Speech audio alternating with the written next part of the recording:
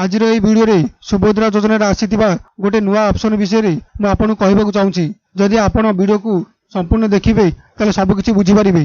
Video को संपूर्ण देखंतु, मझिरे स्किप करंतु रे। चलंतु वीडियोटी आरंभ करिबा। प्रथमे आपण निजर मोबाइल फोन को ओपन कर नियंतु। मोबाइल फोन को ओपन कला परे आपण को मोबाइल फोन रे थिबा जे कोनसी ब्राउजर को ओपन कर नियंतु। जदि आपणकर क्रोम ब्राउजर अछि ताको मध्ये आपण ओपन करि परिबे। ब्राउजर को ओपन कला परे सर्च बार रे सुभद्रा योजना लिखि ताको आपण सर्च करिवे। सर्च कला परे एई प्रथम लिंक ऊपर आपण क्लिक करिवे। प्रथम लिंक ऊपर क्लिक कला परे आपण को सुभद्रा योजना रो ऑफिशियल वेबसाइट एई भली भाव देखा जिवो। एठारे 3 लाइन ऊपर क्लिक करिवे। 3 लाइन ऊपर क्लिक कला परे एठारे देखंतु आवेदन स्थिति तारि पर आपण क्लिक करनेबे। आवेदन स्थिति ऊपर क्लिक कला परे एठारे नागरिक लॉगिन एठारे आपण को लॉगिन करिया पड़िबो। एठारे आपण को आधार नंबर को फिल करिवे। एठारे आधार नंबर को फिल कला परे एठारे टिक मार्क करिवे। एठारे टिक मार्क कला परे लॉगिन ऊपर क्लिक करिवे। लॉगिन ऊपर क्लिक कला परे आपण को सुभद्रा योजना रे रजिस्टर होइते मोबाइल नंबर को गोटे ओटीपी जीवो।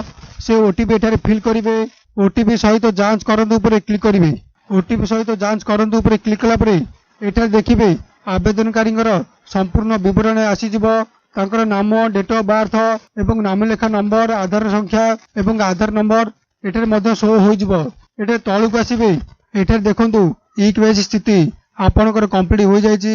एठारे तळे देखंतु ई केवाईसी प्रकार आपण केउ प्रकार ई केवाईसी दैछंती ताहा मध्ये आपनको शो होई जाउथबो।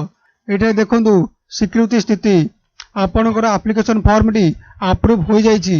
एठारे देखंतु पेमेंट स्थिति रे आपनको पेमेंट मिली जायछि। एई भली भाबरे लेखा थिबो। आगुर एमिति आपनको एप्लिकेशन फॉर्म टी शो हेउथिला, किंतु एबे गोटे नुआ ऑप्शन आसीछि। आपण टिके तळुक आसीबे। एठारे देखिबाकू पाइबे सुभद्रा योजना रु बाहरिबा पई आत्म घोषणा पत्र। एठारे देखंतु एठारे कुआ जायछि मु एहा द्वारा घोषणा करूछि जे सुभद्रा योजना रु तुरंत प्रभावित हेबाकू बाहरिबाकू सिद्धांत नेछि। एई योजना अधीन रे कौनसी लाभ दाबी करिबि नहीं।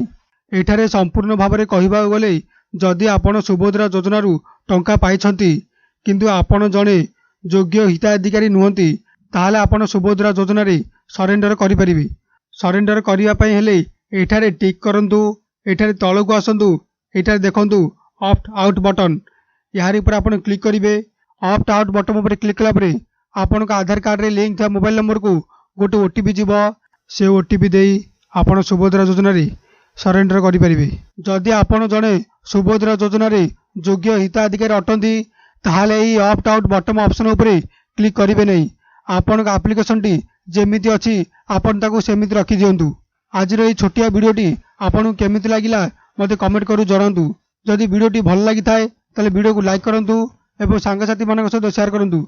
आगो सुभद्रा योजना रे एई बेली नुआ नुआ अपडेट पाइबा को हेले मो चैनल को सब्सक्राइब करनियंतु। रहुछि, धन्यवाद।